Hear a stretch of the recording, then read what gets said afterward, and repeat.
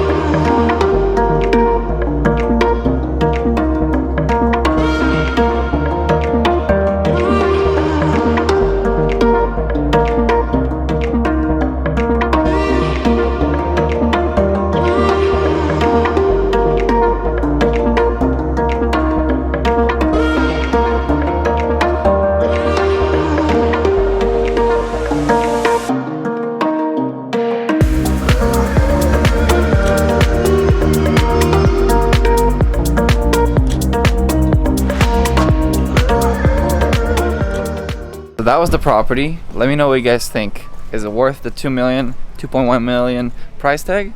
I think it's priced really well. I don't think there's any HOA or Melrose here. The neighborhood is really quiet and very nice. You're walking distance to the beach, so that is one of the reasons why people move here. With that being said, if you are looking to buy or sell here in sunny San Diego, I'll be more than happy to help you. I'm going to leave all my information in the description below of this video. And with that being said, on to the next video.